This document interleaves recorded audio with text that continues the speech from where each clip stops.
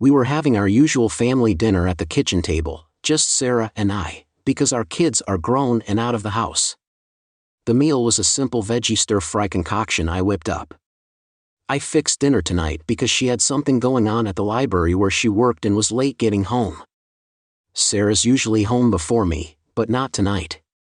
We decided long ago that a family dinner was important, not only for Sarah and me, but so we could spend some quality time with our kids. I was about to refill my water glass when my 49-year-old wife mentioned something I didn't catch right away. I was distracted by my thoughts about an issue at work and wasn't giving her my full attention. What she said didn't make sense, so I probably misunderstood her. I saw her gazing at me intently, waiting for my response. I asked her, "I don't understand." "You're what Sarah studied." My face with a strange expression. "I've been seeing Mike," she said quickly. "You know, the new physical education teacher at work, Mike Anderson." "I know you met him." "I know who Mike is," I replied, trying to make sense of this. Suddenly, I had a weird feeling in my stomach. "So, you're seeing him? What does that mean?" Sarah took a deep breath. "We've become friends, Paul. I've been eating lunch with him and after work. We've been seeing each other.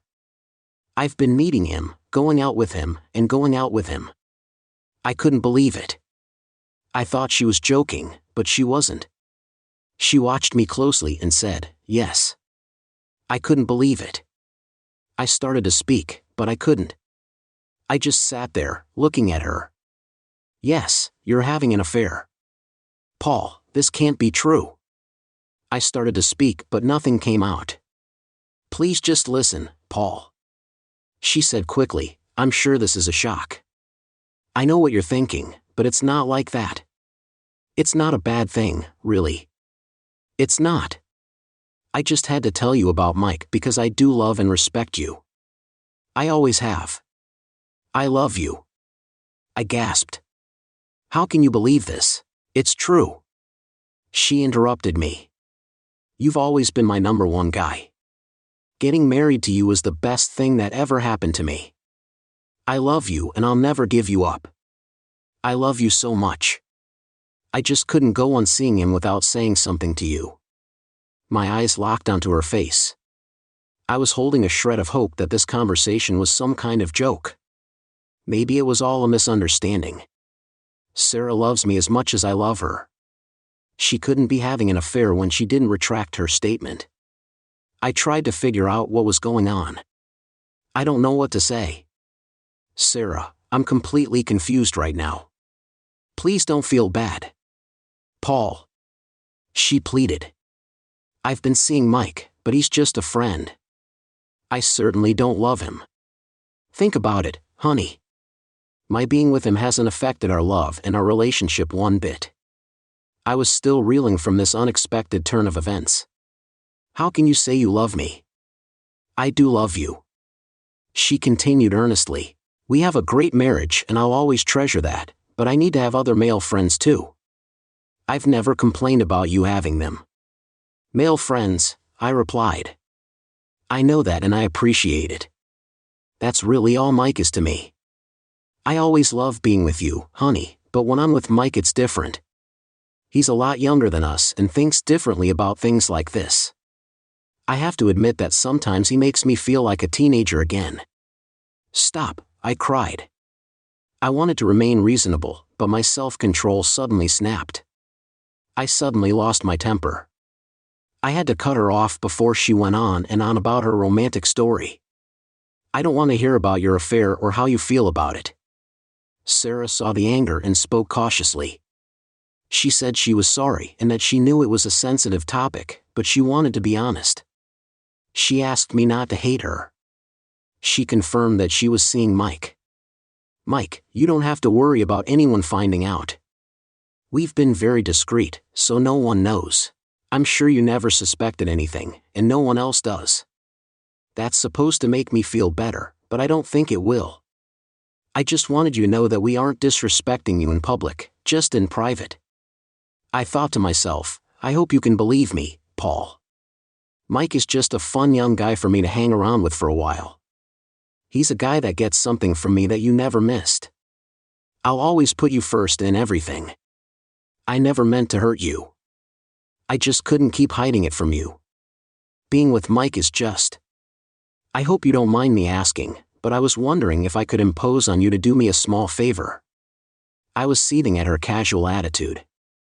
I felt like she was treating him like just a fun guy. I felt so angry, my face was flushed with anger and my eyes glared at her. I tried to lash out verbally at her, calling her all sorts of names. I couldn't stop myself. I was so angry. I said some pretty harsh things, calling her a lot of names. I felt so bad afterwards. I hope you can forgive me. I couldn't believe it. She let me finish my rant and said, I guess I deserve that. I couldn't take any more, so I jumped up and the chair I was sitting on fell over backwards. I spun around and marched out of the room, my water forgotten. Are you going, Paul? Sarah asked. Don't go. Please, I need a minute to process this. I snapped back at her. Give me a few minutes and I'll be back. I charged out the back door as she whimpered. Okay, my love, I said, stomping out onto the spacious deck in the back of our house. Faced and breathing heavily, I was furious at the disrespect she was showing me. I pounded the railing in frustration before trying to calm down. I'm usually pretty even-tempered, but tonight, listening to my wife's account of her adultery, I was losing control. The ability to remain stoic and in control of my emotions has served me well as an accountant. Many times, when speaking with a frantic client, my ability to remain patient and cool has helped me figure a way out of their financial problem. Taking a step back to assess the situation helped us both calm down and work out a way out of our financial problem. This was different because it was personal. I couldn't believe my mind was in my wife, who I've been married to for over 20 years, told me she's having an affair with a guy she works with. I've met him. I thought he was just a friend of hers when I met him at a work function a while ago. Sarah introduced him as a friendly acquaintance, and I stupidly believed her. Now I know different. My mind was racing with disturbing images of what I had just heard. I took some deep breaths and tried to calm down. I had to think, and I couldn't do that if I was really upset. If I'd gone back into the kitchen and started shouting at her, it would just have made things worse. I knew that if I started swearing at her, it would make me feel better at first, but it wouldn't help in the long run. I've never been one to scream and shout. If I know Sarah, she'll just get more stubborn if I do that. It would give me no information to help me figure out a way to get her to stop. I had to approach this issue using all of my faculties. To get back to my objective, unemotional accountant persona, I needed to find out more about her affair so I could analyze the data objectively. It took another 10 minutes for my blood pressure to slow down, my heart to stop racing and me to breathe normally again. I went back inside the house to confront my unfaithful wife. Sarah was still at the kitchen table, fidgeting nervously with her water glass. She glanced up as I entered, looking worried and tentative. She waited. I put up my hand to cut her off and said, "Let's start this over." I was calm and collected, but I was also pretty upset. I told her, "I never expected this tonight." "Oh, Paul, you don't have to be," she replied. I interrupted her again to ask, "What's your plan now? You want me to forgive and forget, is that it?" "Yes, that's it," she said. "You've been seeing a guy at work behind my back, and I'm supposed to just forgive. You know, you're not exactly," she said, looking a little uneasy. "I knew you'd be upset, and I can't blame you for that. I just wanted you to know what was going on. I mean, I didn't want to keep you in the dark anymore." I cursed before I could stop. "So what did that guy say when you told him you were going to tell me?" "Well, he thought it was for the best." "That's what he said, and I think it's for the best, Paul. I know Mike's not a bad guy. I know he feels bad about us sneaking around. We both do. I really do think he doesn't want to mess up our marriage, and I don't either." I was going to challenge her to end her affair when she drove the knife in deeper with a resolute look. She sighed, "This is hard, but now that you know what's going on, I want to keep seeing him. Not too often, mind you, just now and then, and of course after work hours. I was shocked at the audacity of this woman and couldn't believe what I was hearing. I was speechless, and I think she was too. We just sat there looking at each other. The atmosphere was pretty tense for a while before my wife said, with a pained look on her face, "I'm sorry, honey. I know this is difficult for you, but he's actually a nice guy. We connected on some level and have a lot of fun together. I admit that I'm interested in him, but I don't think it'll affect us one bit." "You're joking, right?" "No, I'm not. Seeing him won't change anything between us. It hasn't yet, and I'm going to make sure it won't in the future. You probably don't agree, but he's been a good friend to me. It might not seem that way, but it is. You think I'm crazy, but I honestly believe that Paul has been good for our marriage. Look at how happy I've been lately. You remember when I was accusing you of being bitter last year? Well, I admit I was. We were arguing, our marriage was tense, and our love was. Life was getting a bit stale. We were in a rut when I first started seeing him. What a great story. I guess he's a marriage counselor too." She ignored my sarcasm since we became friends. "Mike helped me to be more positive." "I appreciate it, and I know you do too. I guess we're not just friends now. I don't need to see him often, just occasionally when you're busy. I know we can work this out. Paul, I love you. I want to grow old with you and be with you forever. You have to know that I could hardly believe the words I was hearing, so you're not ending the affair. You're asking me to accept that you're going to keep him. Of course it will end, darling. Eventually," she assured me, "we get along right now, but he's a lot younger than me. We're from different generations, and we both have very different interests. Mike and I could never have the type of long-term committed relationship we have now. We have a long-term committed relationship, but at some point our mutual feelings for each other will just fizzle out. It's not going to happen right now. You're really out of your mind. Please, Paul, you have to believe me. I promise you nothing between us will change in the slightest." She patted me on the wrist like a good boy. "I'm still the same loving wife I've always been. We'll still carry on our loving relationship. I adore making love to you and always will for the past few months. Over the past few months, have you noticed anything different?" I was reluctant to admit it, but she was right. I never suspected the reason why our relationship had become so sexual lately. When we first started dating, Sarah and I had sex frequently. We were just as loving, but as the kids got older and needed us to accommodate their busy lifestyle, our love life did slow down quite a bit. Even after they left for college, we never got our love life back to the frequency it was previously. The frequency was back to what it had been before. I didn't think it was a problem, though. I figured most married couples our age didn't have sex every night. But with what I'd learned, I saw that Sarah was right. We were back on track. I couldn't deny that I was happy we were having sex several times a week, if not more. It was the same frequency we enjoyed when the kids were younger. When she asked if I'd noticed any negative effect on our love life, I didn't notice anything different because I was sleeping with Mike. When she asked if I had noticed any negative effect on our love life, I didn't answer. She answered for me. Despite seeing Mike from time to time, I made sure I was always there for you. You have to admit we make love a lot for people our age. I love it as much as you do. I'm here for you anytime you need me. We both love each other. I know that when I'm with you, Mike never gets in the picture. He's only a tiny part of my life. We have a stable 20-year relationship. After a year of marriage, I want to continue that. I asked, incredulously, "Of course I love you, but how can I stay married to a cheating woman like you?" She didn't like that. She frowned and her sympathetic expression hardened. "I'm not a cheater," she stated categorically, through tight lips. "I'm surprised you'd insult me like that. This is the first time I've ever cheated on you. Just so you know, I've never been with a man I didn't have feelings for." "So, you have feelings for him. I don't know how I can trust you. It seems like you're just waiting to see how things work out with Mike. Are you keeping me as a backup?" "I don't think that's the case. Paul, I love you, and I'm not going anywhere.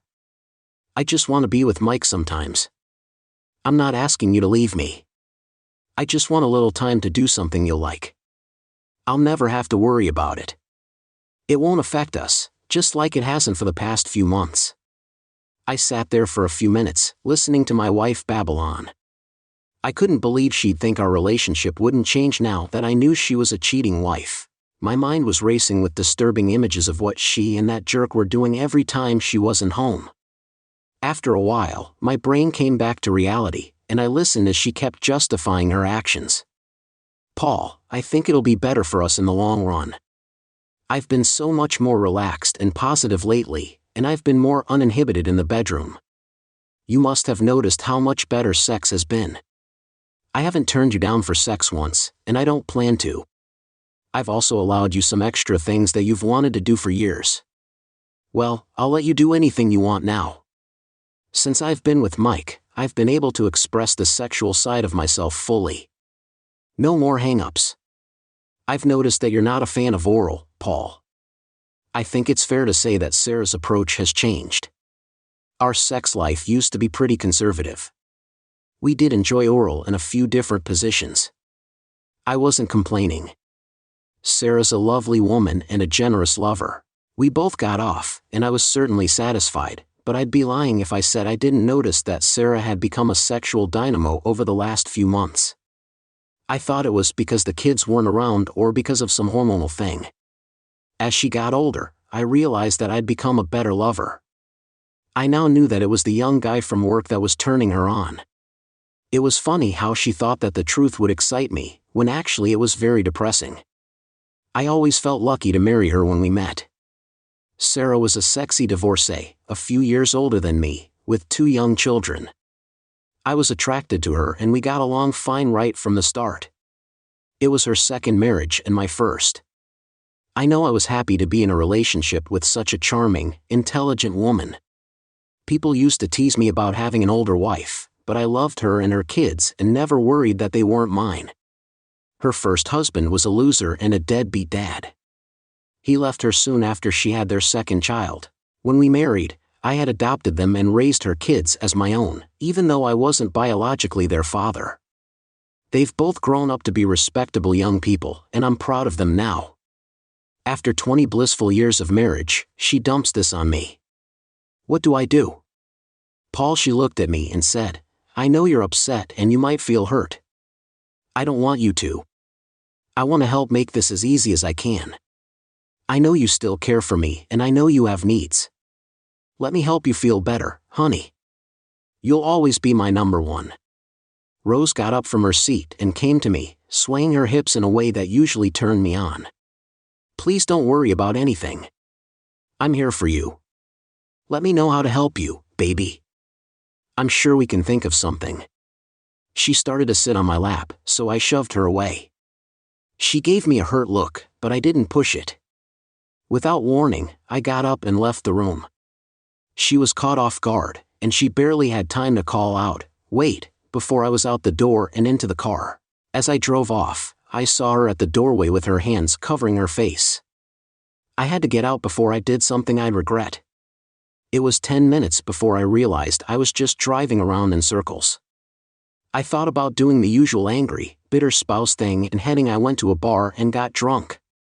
There was a small local bar at the next corner, so I parked in front, went in and sat down. I ordered a beer and just tried to clear my head.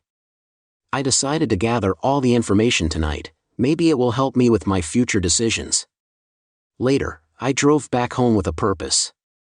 When I came back in the door, Sarah was talking on her cell phone.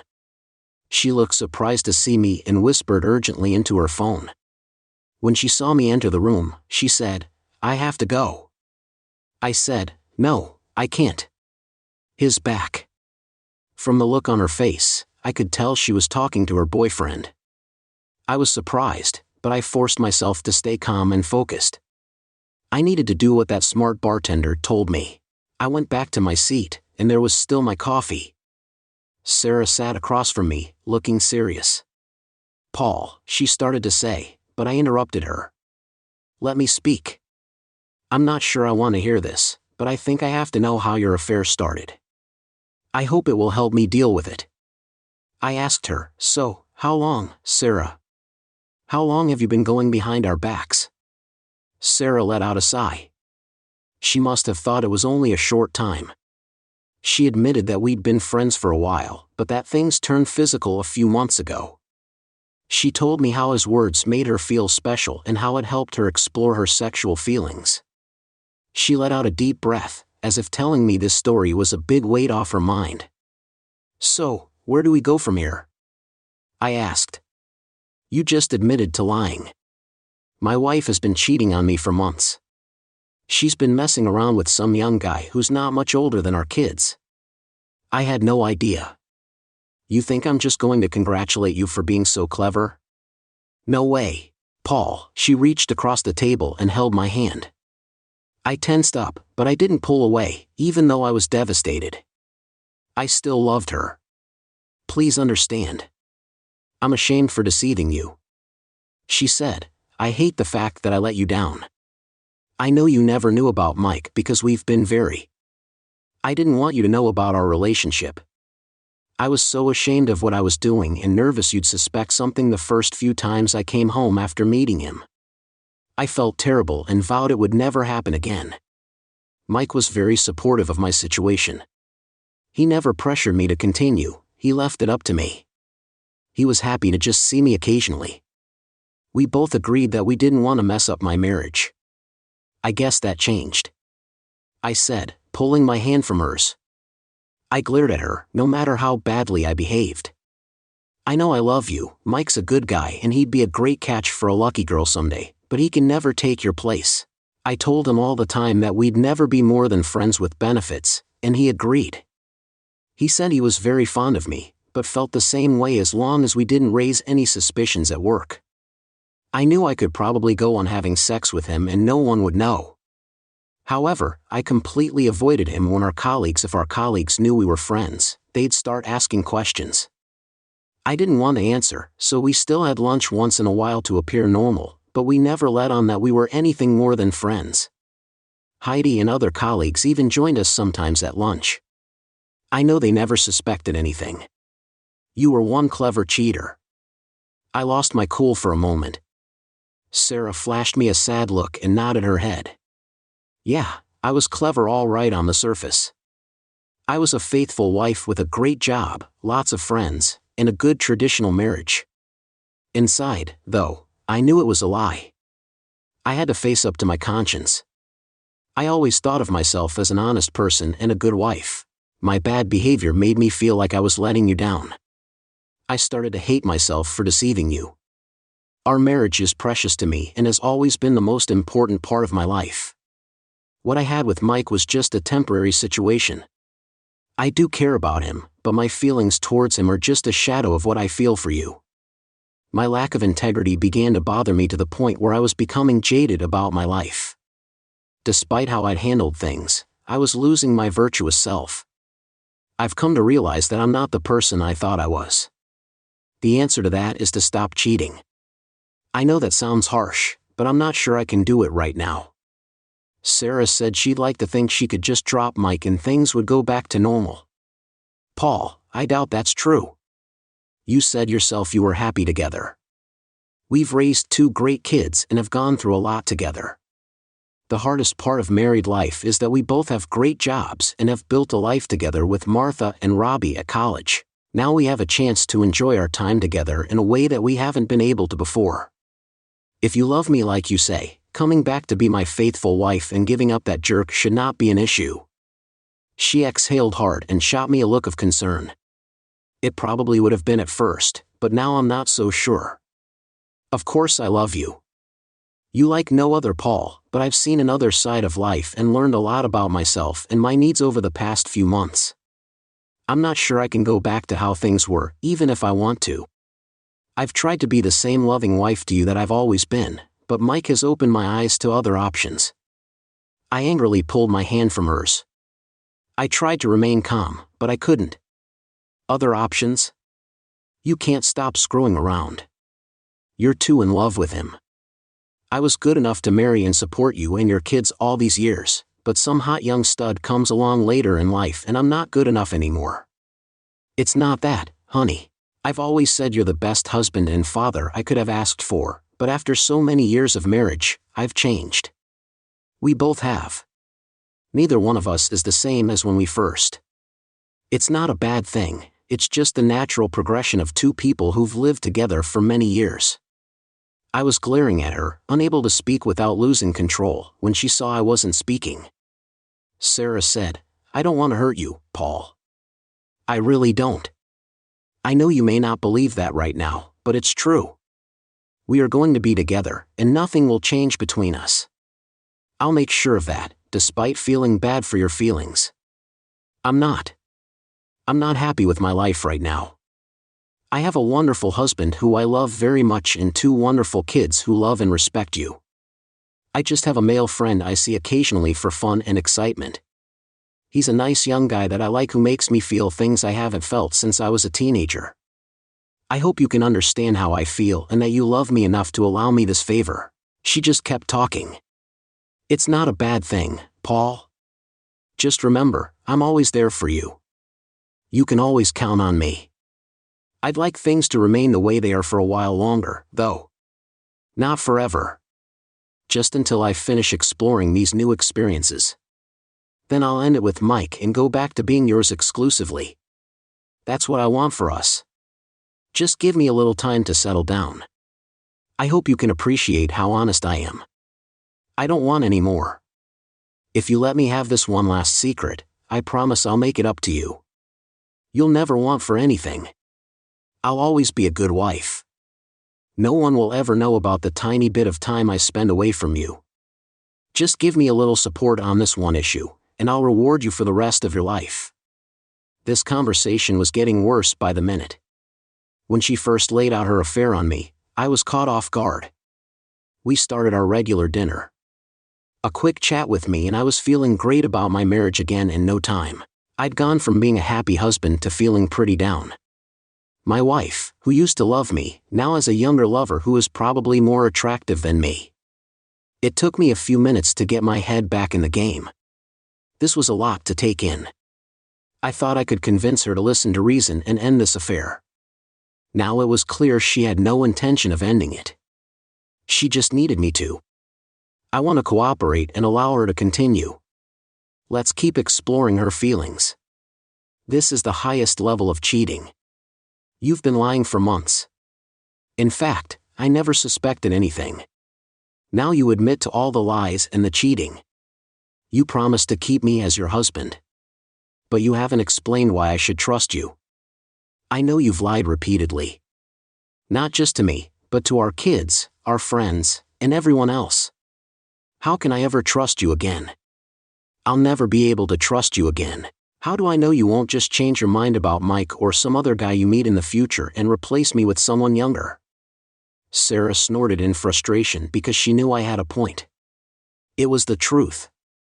She was now a verified liar. Nothing she said could be trusted. She looked back at me, her eyes watery, like she wanted to dispute my claim, but I knew I was telling the truth. I would never do that, and you know it. She finally told me, "You have a lot of nerve." I told her bitterly, acting all entitled and arrogant, throwing your adultery in my face. "Why shouldn't I just get rid of you? I don't want a cheating wife. I never did. I should just divorce you and be done with you." If I thought those bitter words would sting, I was mistaken. Sarah's expression softened, and she looked at me she spoke with unexpected compassion, her tone carrying an edge she hadn't used before. "I know this is difficult right now," she answered, trying not to appear smug. "Divorce is probably not in your best interest." "Why?" "At least I could keep my pride." Her look of pity was infuriating. "A divorce would hurt me badly, and you too, honey. At least I wouldn't have to put up with your affair any longer." "That may be true," she shrugged indifferently. "But I don't think you'd be happy getting a divorce. Neither of us would." Her eyes locked onto my face in a sharper tone. She explained, "As you know, we live in a no-fault state. It'll probably end up with half of everything, including the house, the savings, and our retirement fund. You adopted Martha and Robbie, so you'll be required to contribute to their college education. There's also alimony, since I don't make half what you do. On my salary, the court will expect you to support me in a reasonable manner. It could come to quite a tidy sum. She and her young lover have this all worked out so that you'd clean me out in the divorce. I certainly don't want to do that. I want to keep living with you and loving you the same as always. But if you left me in a divorce, you'd be on the hook for quite a bit. I'd still be free to see Mike anytime I want, which I know would be uncomfortable for you. It's much better if we just keep on like we have been. We'll remain married and live our wonderful life. You'll still have me as your loving wife and we can have great sex anytime you want. No one will ever know the difference. I'll always keep you as my number one guy. She added in a sympathetic tone, I'll always be grateful for your openness. I'll give you whatever you want. I just want some time with Mike. A lot. Just a bit.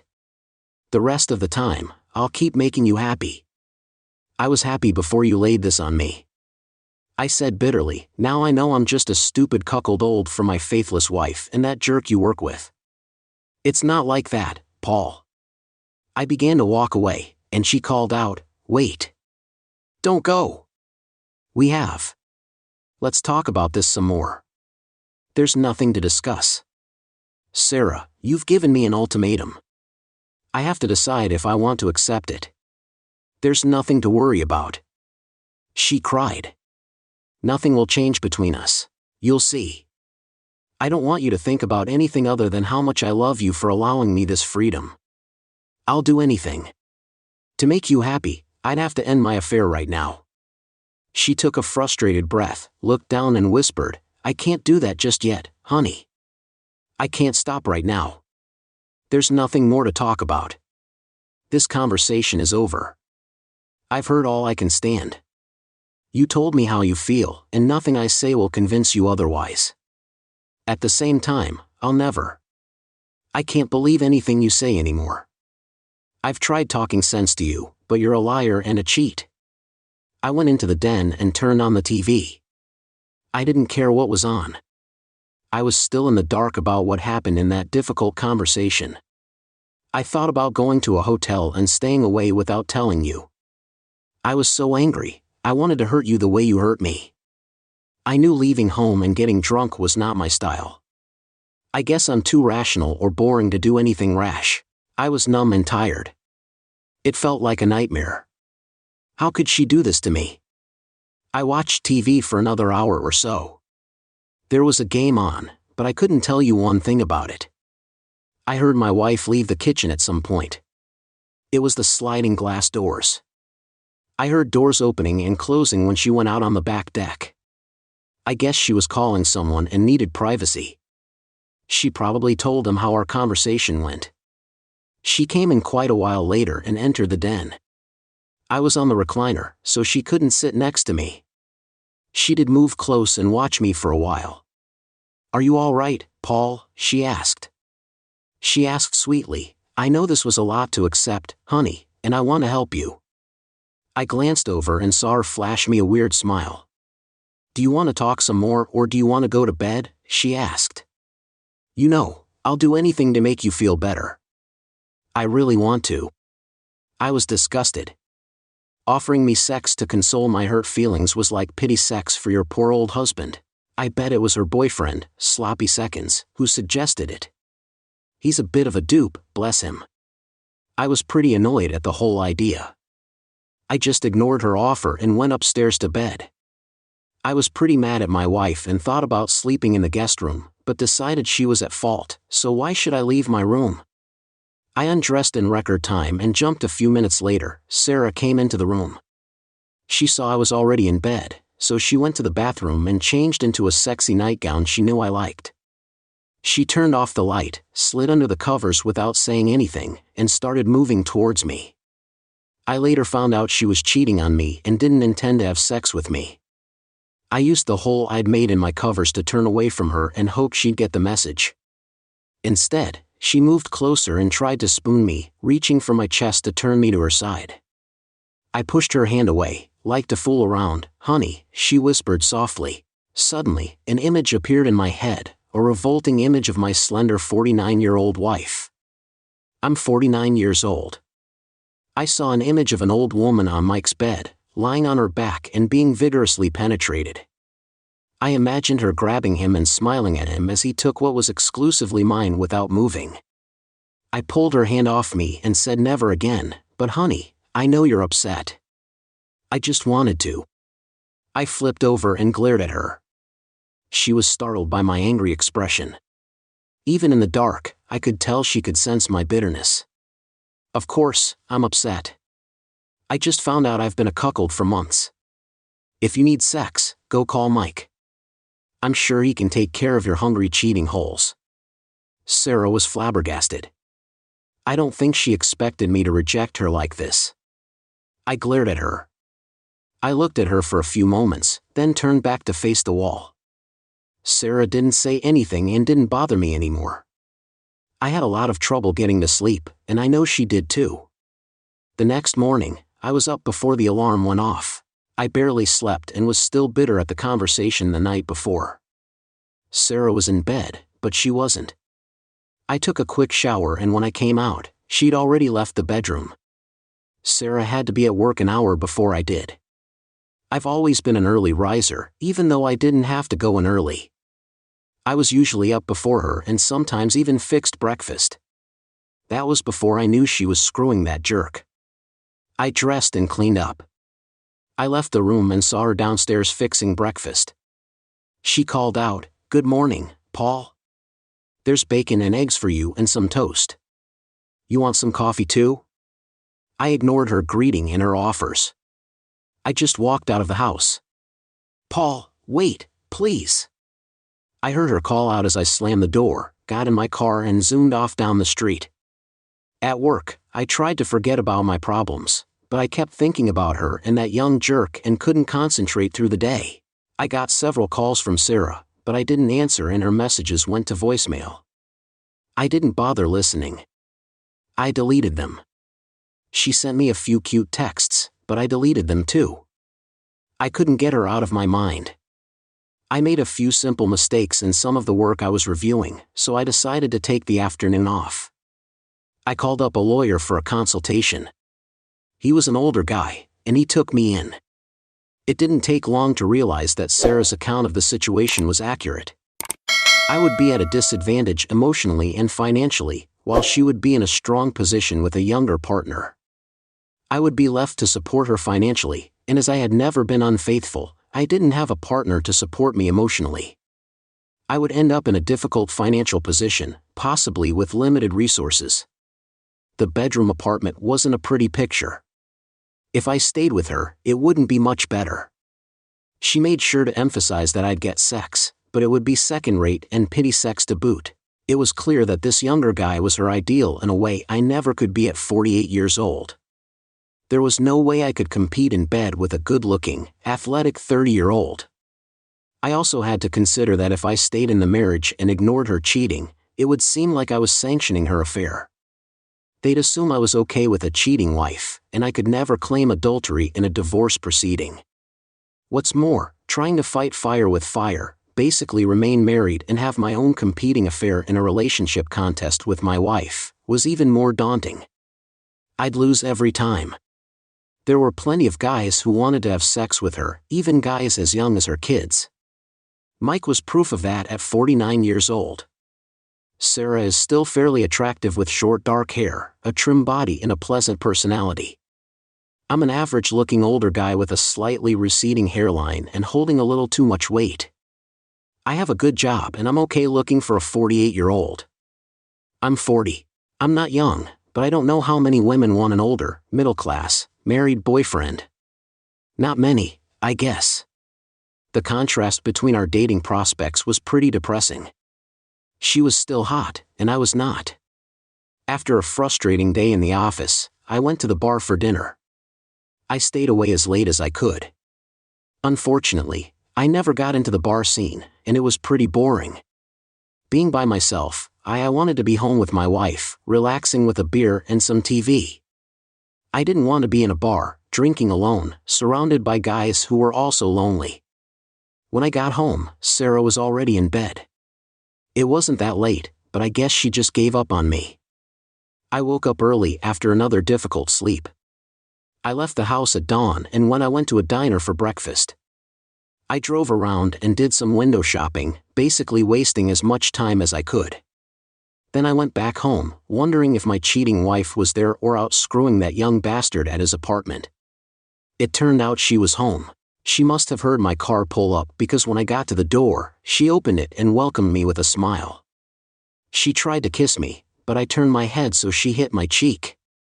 She looked surprised when I pulled away from her embrace and moved past her. I went into the den to keep away from her. When I came out later, I found her in the kitchen. I went in to get a beer, then I went to the living room and turned on the TV.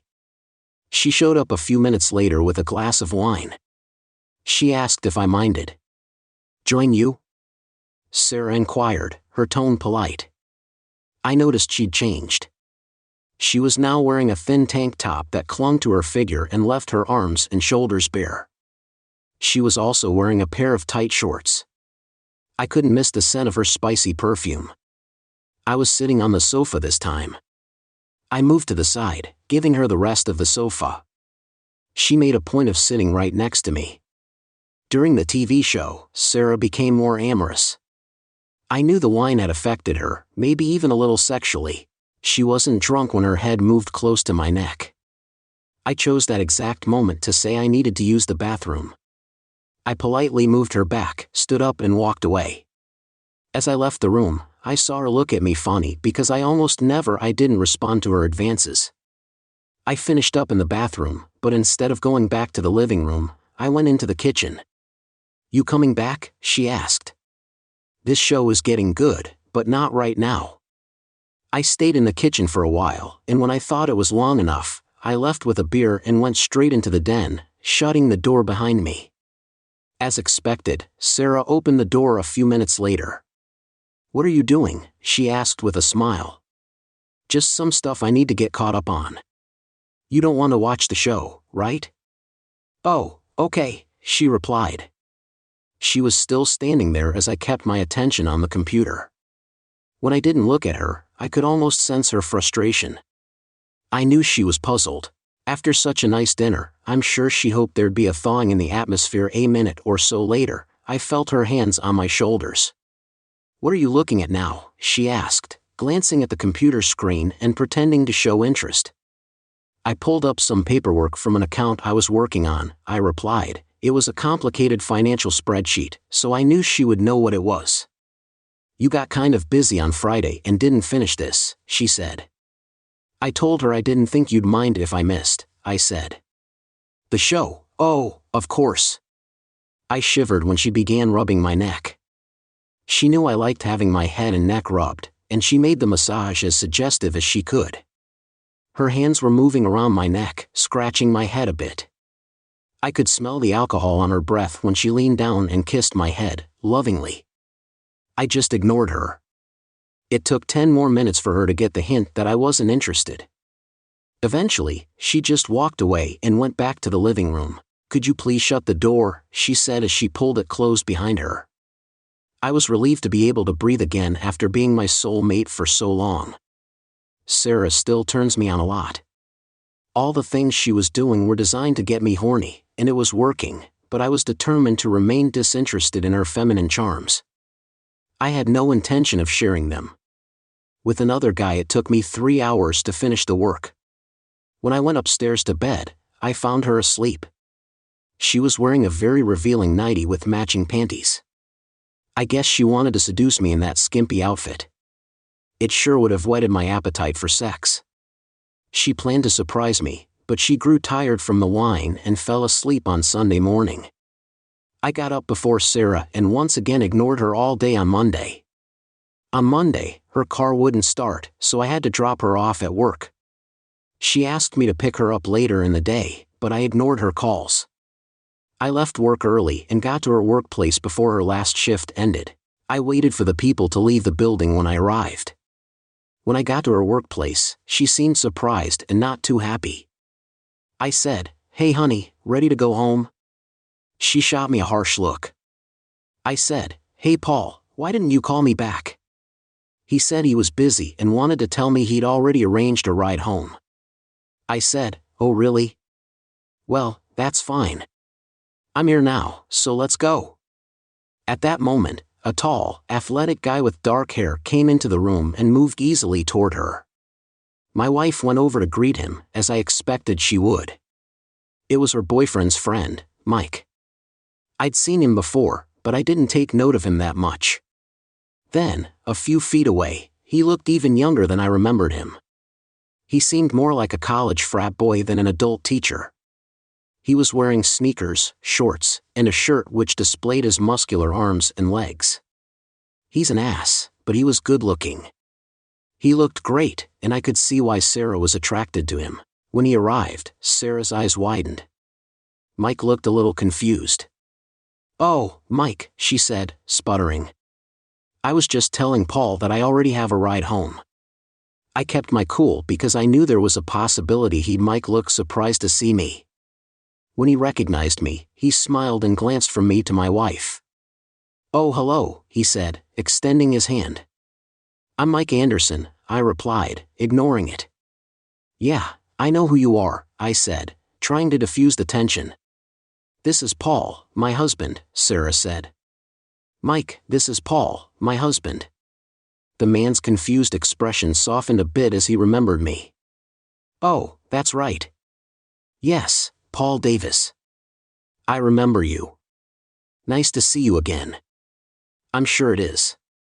I remember we met at the company picnic a few months ago. I've heard a lot of good things about you from Sarah. She holds you in high regard, not high enough, I guess." I replied with an edge in my voice. Glanced wearily at my wife. She looked like she was holding her breath. "Sarah, let's get out of here," I said, wrinkling my nose as if the smell bothered me. She began to gather her things as Mike turned to me. "Excuse me for a minute, Mr. Davis. Can I call you Paul?" I scowled and ignored his question. "What do you want?" "Just a minute. I know there's some tension between us, Paul. I guess it's understandable, but there doesn't need to be. I know Sarah lets you know about our friendship, so I just wanted to make it clear that I have no animosity toward you and I do respect the strong, loving relationship you have with your wife. Is that why you're screwing around?" I asked her across the room. I heard my wife take a sharp breath with concern. Mike nodded sympathetically. "Yes, it's true. Sarah and I are good friends.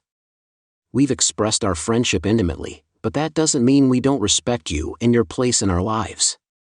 On top of that, neither of us wants to do anything to damage your marriage. Or your family.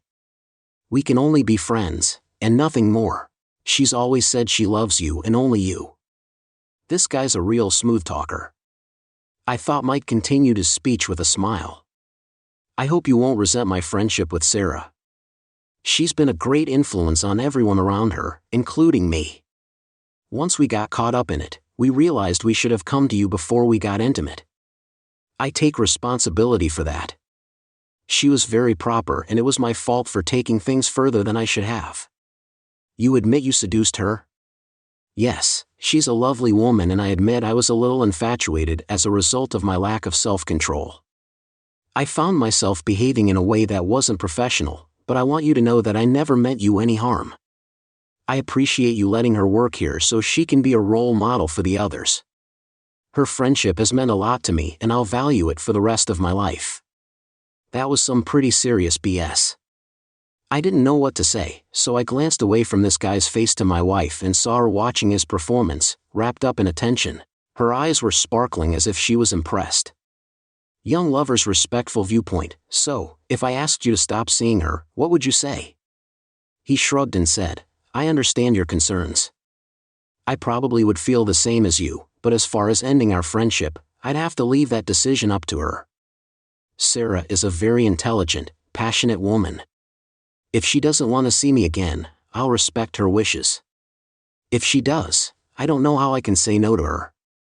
I found myself unable to dislike this guy. I appreciated his honesty, but hated him at the same time. He seemed reasonable enough, but the end result was that unless I physically removed him from the situation or found a way to persuade him otherwise, he was going to continue seeing my wife. I looked away and found Sarah and him exchanging glances. I hated the way she looked at him.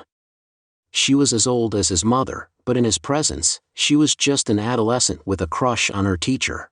No matter how Sarah felt about me, it was certain that now I wasn't in the same category as her new boyfriend was pretty impressive. I was pretty bummed by his smooth talk. I guess I could have thrown a punch or two, but he was in great shape and probably could have kicked my ass with no problem. He would have made me look even more foolish than I already felt. Feeling like a deluded old fool, I pushed past them and headed out the door without looking back. I heard my wife and Mike exchange a few hushed words, then she trotted out after me. "Paul, wait up, honey," she said. I heard her calling out from behind.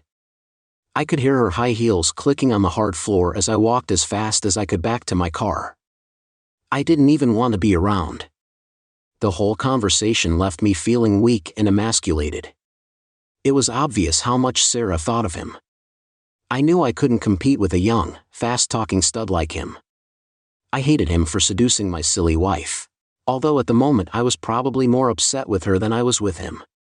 Sarah was quiet on the ride home. She said a few kind words to me. But mostly she just sat there staring out the window, no doubt thinking about the strange scene at her workplace.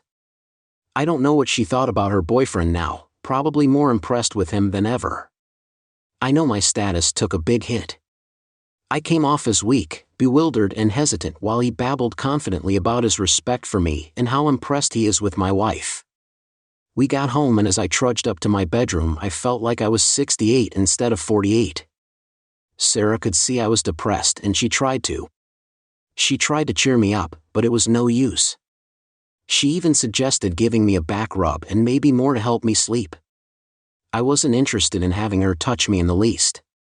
She gave me a sad smile as she got in her nightgown and lay next to me in bed. The next night, I moved my clothes into the guest room. Sarah was very disappointed. She argued with me to stay, but I told her there was no point now that she was getting her kicks with Mike. She fired back that I was her husband and my place.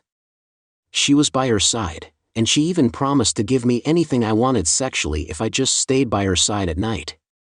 I let her go on as I ignored her, and pretty soon I was sleeping in the small single bed in our guest room. That night, Sarah went to bed sobbing, saying that the week had gone by in a blur. Sarah and I went to work, came home, ate dinner and went to bed. Later, we had an argument and she just denied that I had any reason to leave her. She said I was just being childish and I could move back anytime I felt like it. I refused to back down and after that night, we didn't sleep together anymore. Sarah was always home before me, which was no surprise because I normally worked later than she did. She always had something ready to eat, and we just ate without saying too much. We didn't have any weekend plans, so Friday and Saturday nights were spent at home watching TV. After TV, we'd go to our separate. I never knew if she was still seeing Mike. She never told me one way or the other, but I suspected she was. Even if I got home on time, she had plenty of time to see him after work. He didn't live far from where they worked, so I'm sure they were together. She tried her best as she tried to keep her affair from me, but I'm not stupid. After watching her glowing expression as he spread his crap at her workplace, I figured he was probably getting more sex from her than I ever did. Sarah knew that I was depressed, but she stayed friendly and let me know that she was anxious to restart our love. In the evenings, she'd wear something a little revealing and ask if I needed help, giving me encouraging looks. We both tried to keep our conversations upbeat and casual. A couple of days after the confrontation at her workplace, I came home feeling worn out and depressed. I saw Sarah's car in the driveway. There was another car next to it that I didn't recognize. I went in the house and found Sarah and another woman out on the deck. Both of them were lying on our lounge chairs and both were in bathing suits. The sun was low, so they weren't getting a tan. They were just relaxing. Sarah was relaxing in the shade with a glass of wine. She got up and came inside, leaving her friend outside. "Hey Paul," she said. "I'm glad you're home." She came over to kiss me, but I turned my cheek. She didn't seem surprised. It was a rough day. She asked, holding me. Not really, she said. That's good. Then why don't you get changed into something more comfortable, Paul, and come out back and meet my friend Susan, Paul? This is Susan, Sarah said, making the introduction. I've known her for just a short time, but she's a good friend, and she wanted to meet you. Hello, Paul, the woman said, getting up and shaking my hand. Nice to meet you, Susan. The woman gave me a firm handshake and a smile. She's a short, vivacious woman with short blonde hair and a curvy body. She was a little overweight, with a pretty face, and her one-piece suit fit tight around her generous curves. Susan was in her mid to late 40s. Both women were attractive and mature, and most guys would admire them. After chatting for an hour or so, Sarah called the Chinese restaurant for takeout. When the food arrived, we went inside and sat around the kitchen eating. Both women were drinking wine. As the evening wore on, we were getting pretty drunk. It was Friday night, so I knew they wouldn't have to go to work in the morning. It was getting rather late, and I was feeling a little tired. The women were still sipping wine and seemed pretty drunk by now. I only had 3 beers, so I was far from drunk. They were laughing. As Susan told another of her funny stories, I told them I was heading up to bed. Both of them looked a little surprised. Bedtime already? Susan quipped, it's not even 11, honey. He gets tired early now. Sarah laughed. I think he's getting old, she said, making both of them laugh. I didn't join them after spending so long as a monk. I was a little annoyed by Sarah's pointed joke. She noticed my annoyed expression and patted my hand. Good night, you too, I said gruffly as I got up and left. That night, I had an incredible sex dream of a woman with me. It was very vivid, so much so that it woke me up. I was almost ready to climax when I opened my eyes and was surprised to find that the erotic sensation in the dream didn't end. I looked down my body to see a blonde woman's head in my lap as my brain came awake. I felt someone lying next to me and found Sarah there. I was shocked, to say the least. I jumped up and pushed the woman off my lap, then got out of bed. I was feeling a bit disoriented. It was still dark, so I stood there for a moment, trying to gather my thoughts.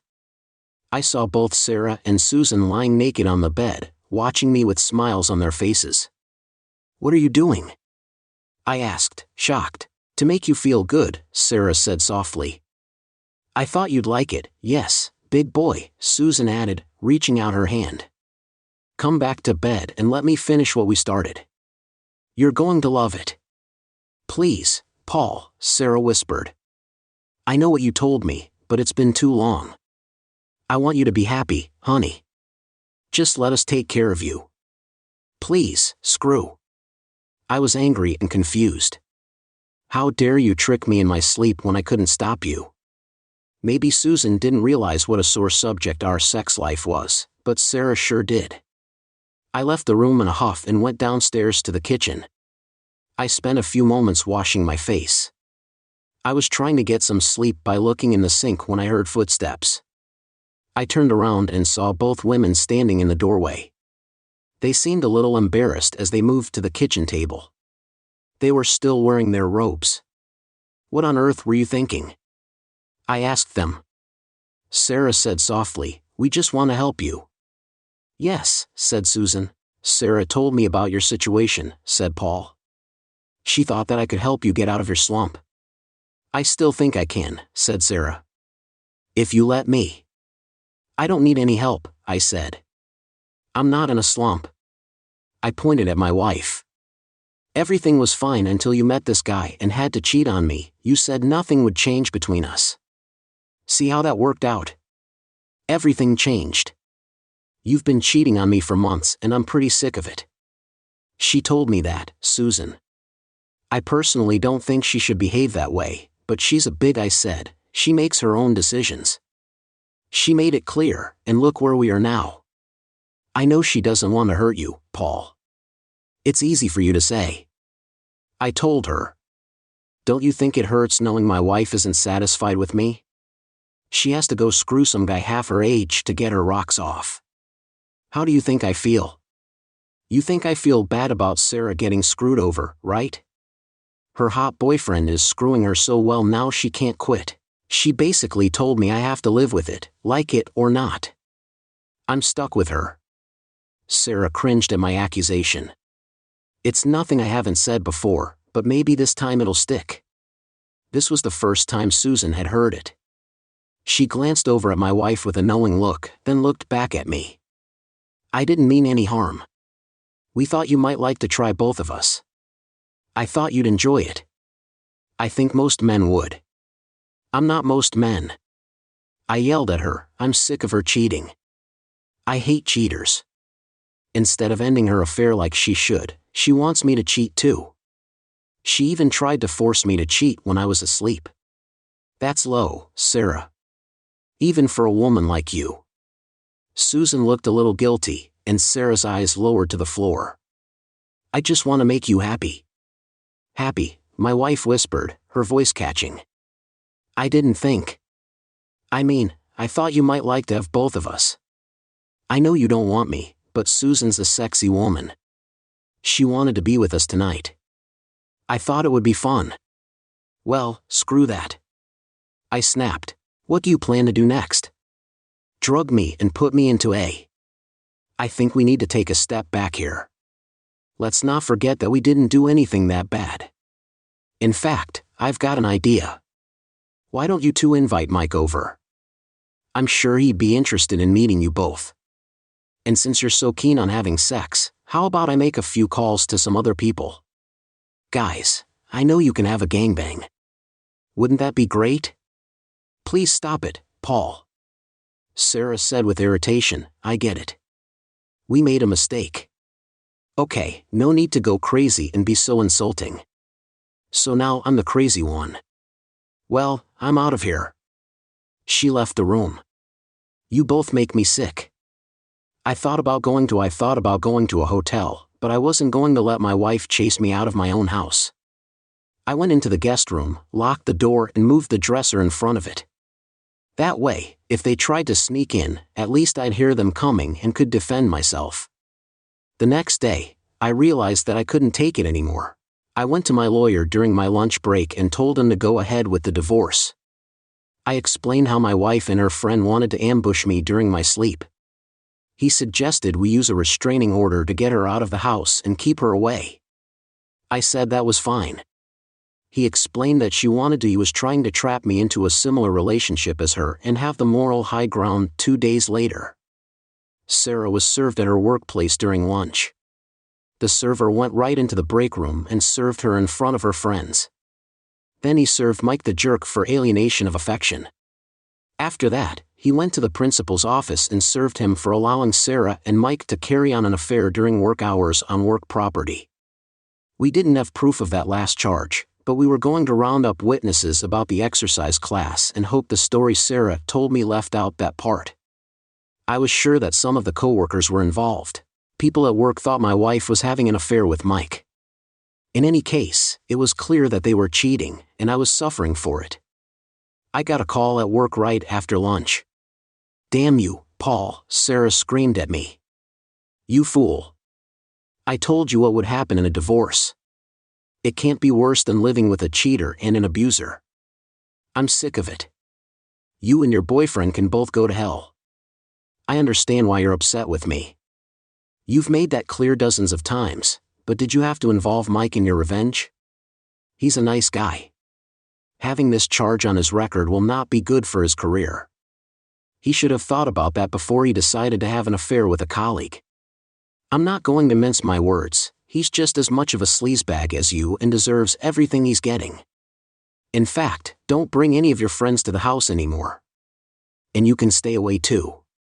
You can read the restraining order I had taken out against you.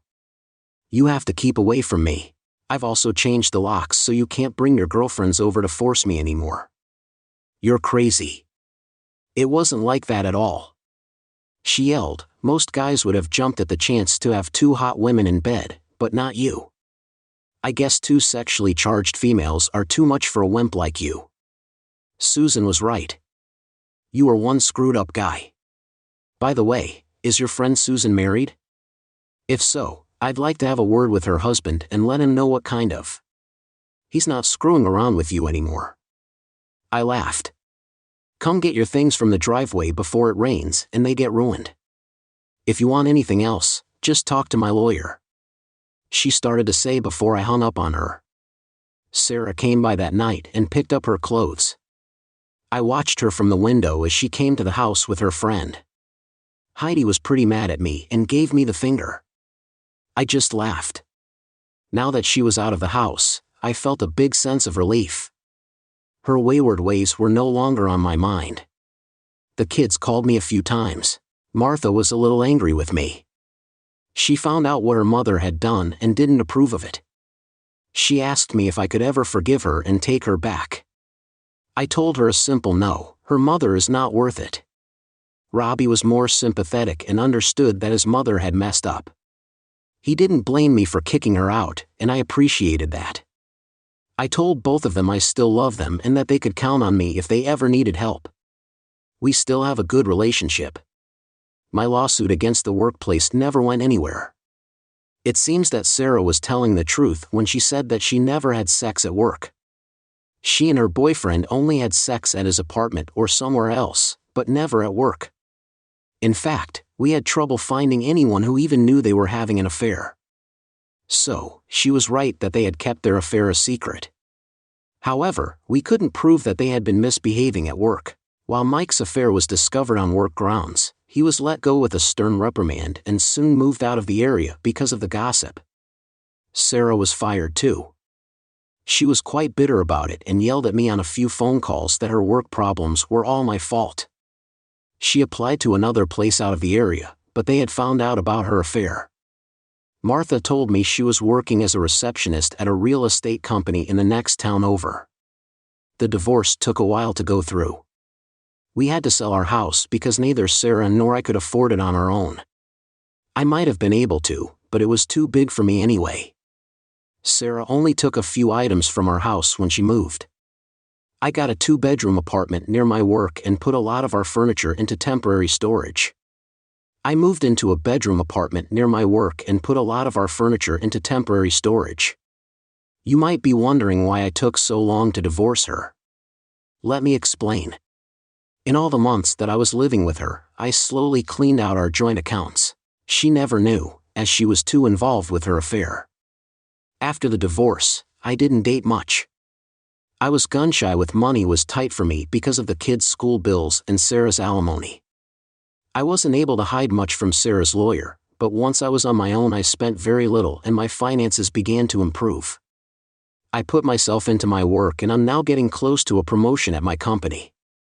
After the fiasco with my wife, I'm a little leery about my ability to handle a long-term relationship. I wasn't ready to jump back into the dating scene straight away. I met a few nice ladies through friends, but I don't know how it will turn out. Even without a steady relationship, I enjoy meeting women and hope to find some female companionship with a nice woman. One Friday night, I met an attractive woman at work. Her name is Stacy and she's in her late 30s and has been divorced for a few years. She's really sweet, a lot of fun and good looking. It was our third date and we were across town enjoying our dinner at a nice restaurant. We were having our coffee and dessert when I noticed an older woman a few tables away. She was quite thin with short blonde hair and having dinner with a much older man. He was frail looking and had very little hair left, which was gray. He looked to be in his 70s. I didn't recognize her at first, but looking closer I saw it was my ex-wife, Sarah. I told my date that my ex was close by. Stacy looked over and seemed rather shocked. That woman's your ex. My ex-wife, Sarah, was sitting at the next table.